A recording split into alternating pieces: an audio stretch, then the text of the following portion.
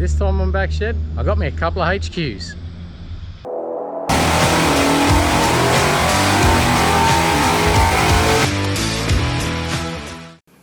So, a couple of hours from home, I go to have a look at a HQ. I end up buying two HQs, both 4 doors. They were stored in a dirt floor shed, hay shed, whatever you want to call it, but they're undercover, and for that reason they're actually pretty solid cars. So here's the plan. The white one, we're going to try and get it running. If it runs, we're going to get it driving.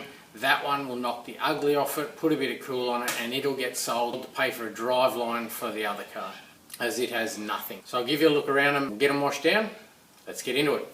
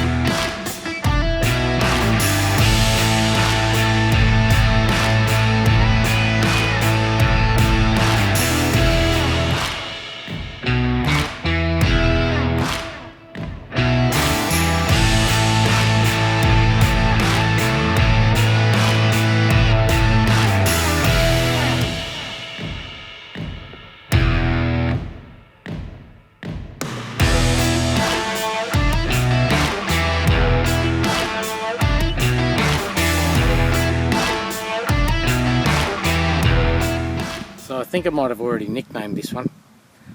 When it was wet and the sun hit it, it's kind of a yellowy, goldy, greeny kind of colour. Kind of the same colour as something you cough up after a chest infection. So I'm calling this guy Mucus, the Mucus HQ. So I washed it off. One thing I did notice when I was washing it is, I towed it all the way home, it's not screwed in. It's just sitting there.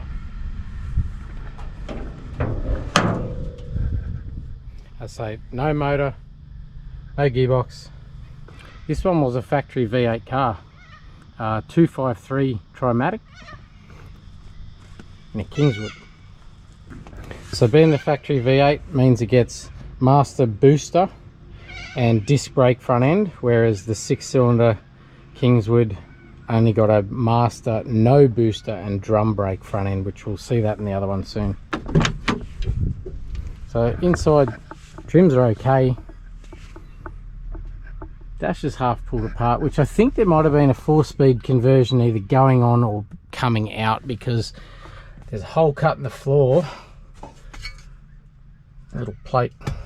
So factory column auto, maybe they were putting a 4-speed in, maybe they were taking a 4-speed out, because if we look at the boot, there's a manual pedal box.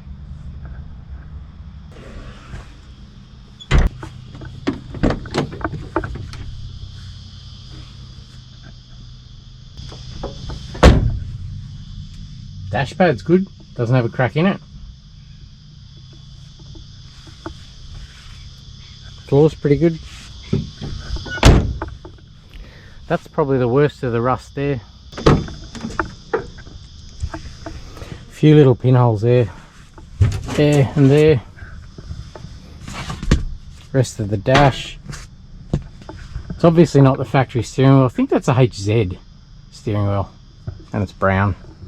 Now, I think we really need to address the elephant in the room. And what are they? They're not MONARO stripes. The MONARO stripes were wider and came down the front. So I'm going to have to do something with that. The OCD's going off its head. Can't leave that like that. And I don't want to ruin the patina yet. So I might have to mask a MONARO stripe in and black it and then sand it back so it looks the same age or something. I can't leave that like that. Now in an up and coming episode, we're going to be painting the engine bay. We've got a big block Chevy and a turbo 350 3-speed automatic for this one. That's coming up soon. Let's get into the white one.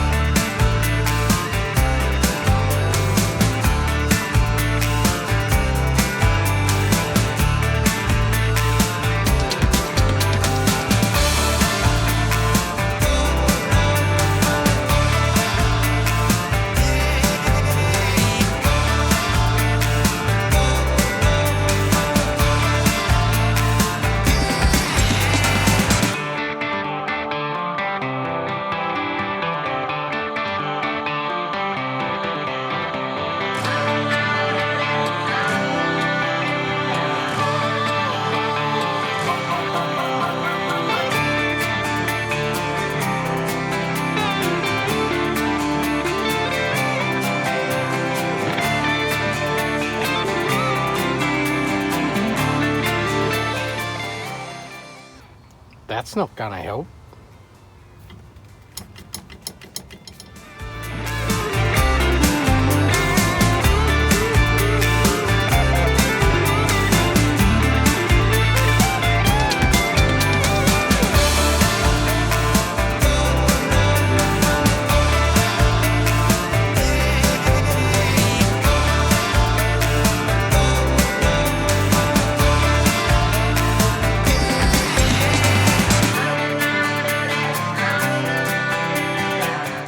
Both washed down.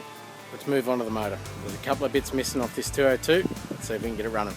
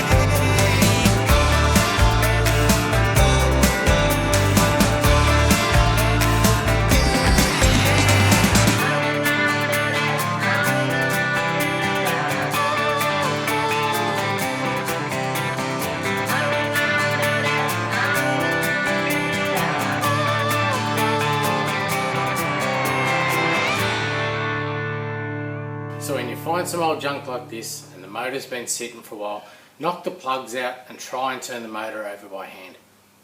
Don't go and grab a big breaker bar and start swinging off the front of it if it doesn't turn over by hand, because here's what can happen. Obviously this is a piston. If it's been sitting a while and any moisture has got inside the motor and sat on top of the piston up against the cylinder wall and formed rust around the edge of the piston, if you start reefing off it with a breaker bar, that right there is the result. That's a broken piston and broken ring, and then it's rebuild time. So if there's any chance at all that the motor can be saved, soak the pistons down with some WD. You'll see in the time lapse, spray WD in every cylinder hole, trying to turn it over by hand, and it turned over freely. So we'll chuck a battery in it, chuck some fuel at it, see if it starts.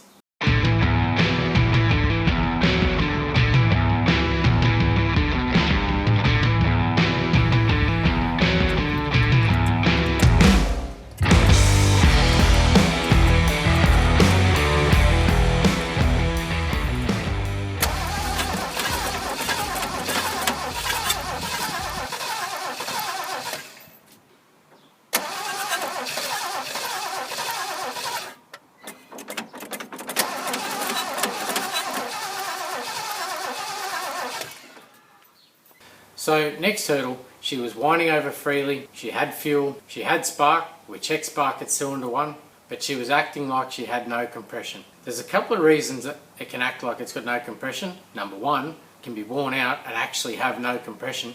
Or number 2, it can have a series of stuck valves. When you shut an engine off, there's a series of valves that are going to be partway through their cycle and they will be open. The springs will be compressed and the valve will be open. If that cylinder gets moisture inside it, it will build up surface rust on the stem of the valve and it won't allow it to slide back up through its guide. I'll show you what I mean. That's right, we're going to the whiteboard. Green is your valve spring, and this is your surface rust building up here. This is your cylinder port with your valve guide.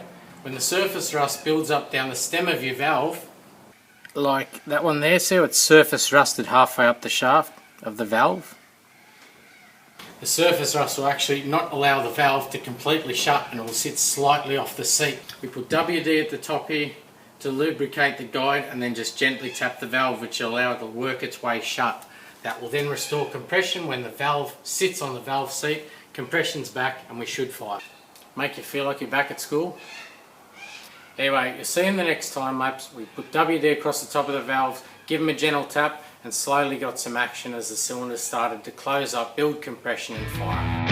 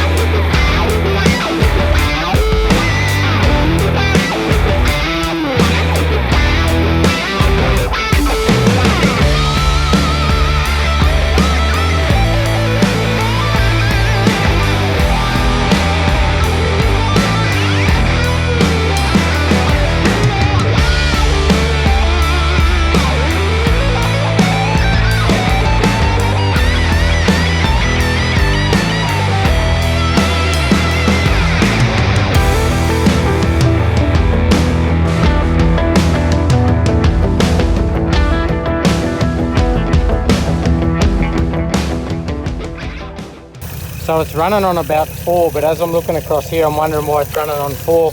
I'll give you a look at this. Have a look at the base of where the plug meets the lead.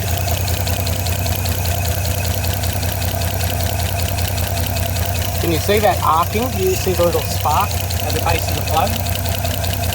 That's basically telling me that those plugs are buggered. So we'll get those 2 plugs out, we'll get them changed, and we might have a car run on 6 cylinders.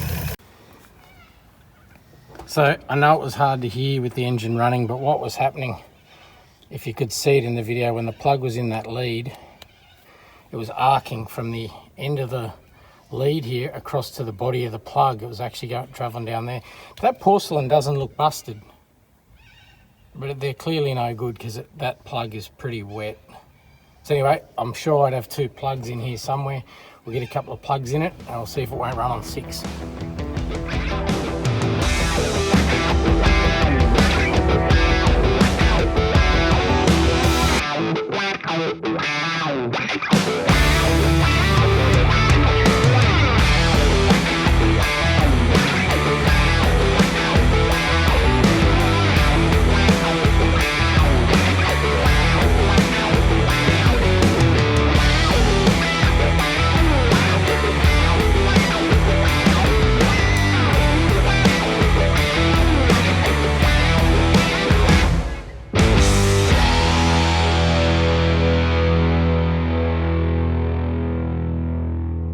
Finally got all 6 cylinders to run, but as you saw in the end of that time lapse, she's smoking harder than Willie Nelson.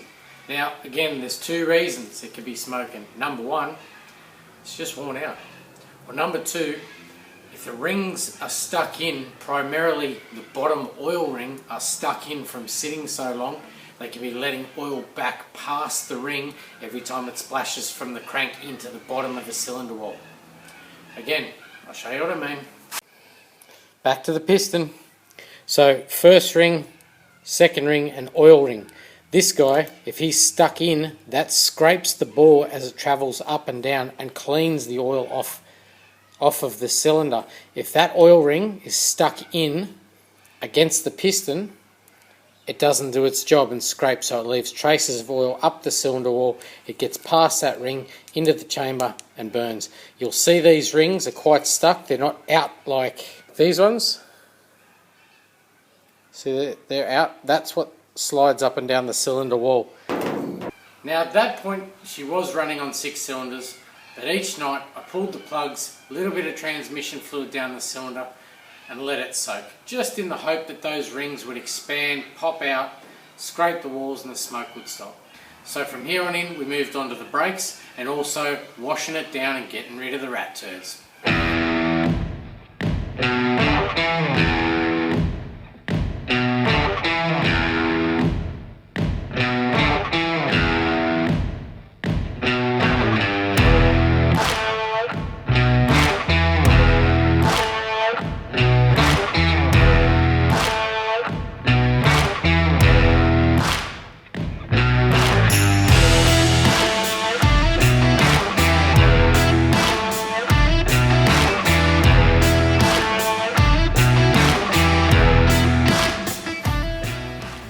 So that's another day. Master cylinder's on, broke the brakes free, which surprised me. If you've seen the previous video on the XY, it was parked a very short period of time and it fought me the whole way. The queue actually cooperated right up until the last brake line, just trying to undo it to thread some MIG wire up it just to dislodge a bit of crap, and broke the line. But as you saw in the time lapse, we've got the other yellowy green HQ that I nicknamed Mucus. Doesn't worry me too much pinching bits off Mucus because he's getting a 9-inch in a future episode, and I probably would have had to make new brake lines for the back of that thing anyway. Chucked a few other bits on the motor that I painted the other day, the rocket cover, the side plates, and some new gaskets. Still a little bit smoky. Now we've got brakes, I'll be able to drive a little bit and see if I can free up that oil ring. One plug still showing signs of oil on it, so there's oil coming past the ring somehow. Maybe that's what it was parked for. If we can't resurrect it, fine. We'll move on to the paintwork and we'll address the engine later. Maybe some rings and bearings, maybe another motor. Maybe it'll free up when we start driving around the yard and the like. Tomorrow morning we're going to get on to washing underneath. Really solid car underneath. I was looking under there when doing the brakes. Wash it all down, clean it all up underneath, and then we're going to start on the paint. We're not painting anything. We're going to sand on it a bit, clear coat some of it, penetrol or boiled linseed other parts of it. Anyway, that'll do it for today. I'm going to have a beer, get cleaned up. In the morning we'll start washing it down.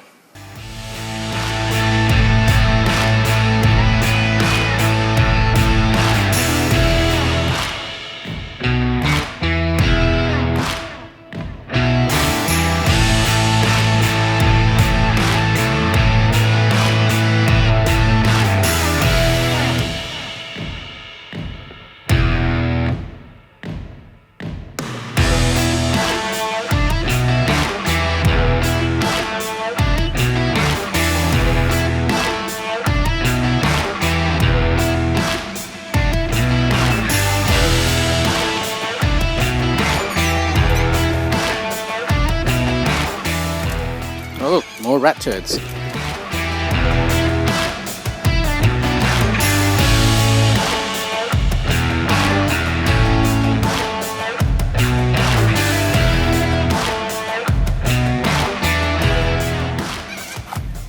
More rat turds.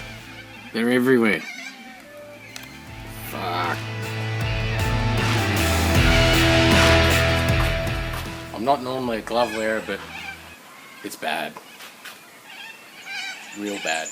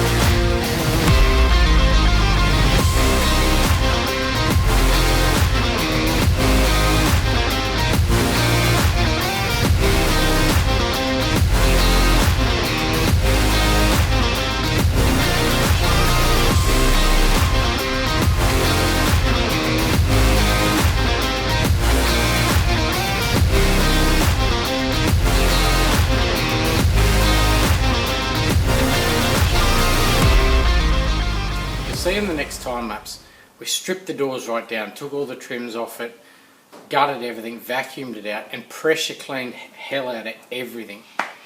When you're going back together, I can't stress enough, fish oil everywhere. Just smash it with fish oil, especially if your weather strips are a bit deteriorated, so moisture's not going down into the bottom of the door and just sitting there. If it's fish oil, even if moisture does get in there, it's not going to worry it. It won't deteriorate. And here's one for you. When you're fitting carpet and you're cutting out little holes for seat bolts and seat belt bolts, instead of using a razor blade or a small pair of scissors, grab a soldering iron. Feel around till you find the hole with your finger, jam it through, wiggle it about, creates a perfect round hole, and it seals up the edges so the hole doesn't keep fraying. Or if you're using underlay and you can't feel the hole come up from underneath,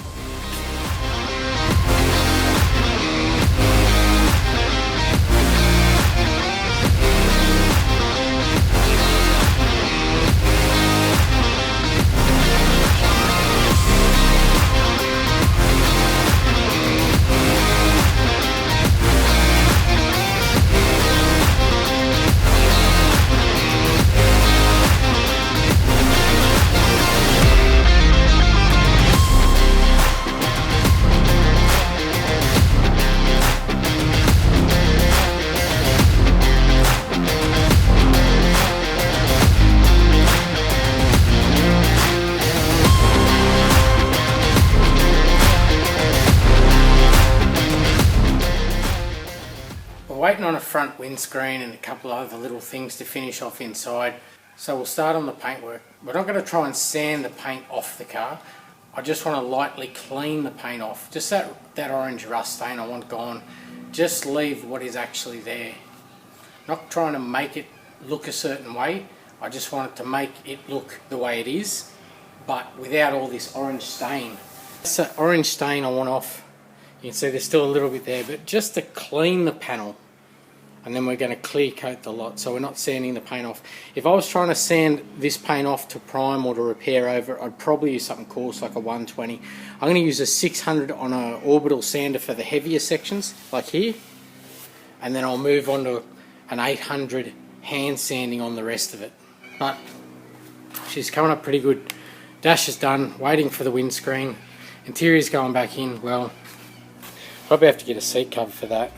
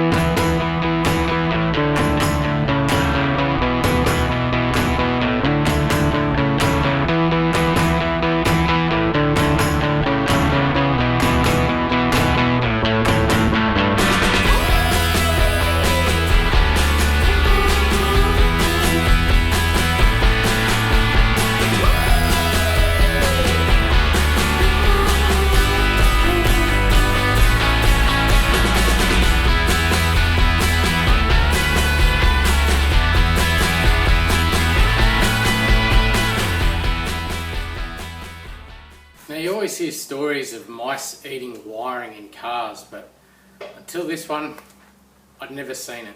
There was that many turds in this car, and they were big, so they must have been rats, that something had to get eaten. And in the boot, the only way I could describe the wiring is if you lifted your lawnmower into the boot and ran over the wiring.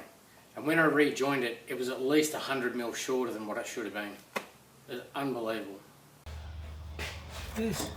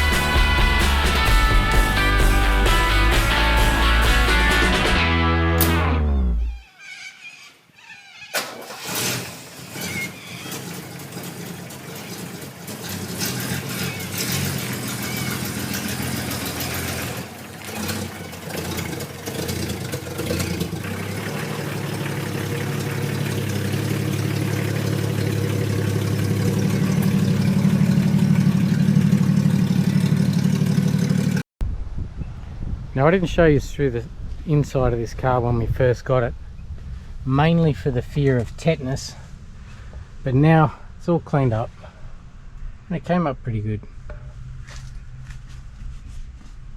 Check this out. That is the factory air chief radio. The dash hasn't been hacked. There's a couple of cracks in the top there. The fascia is still intact. New carpet's in. Scuff plates are cleaned up. She's got some cheap seat covers that fit like your granddad's pajamas, but basically they're the only thing holding the seats together. The trim's come up pretty good. Missing a kick trim, but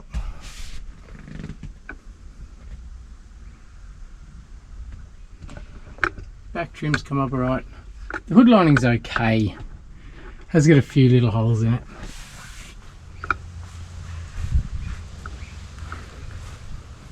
But it's a long way from the dirt floor shed that we dragged it out of.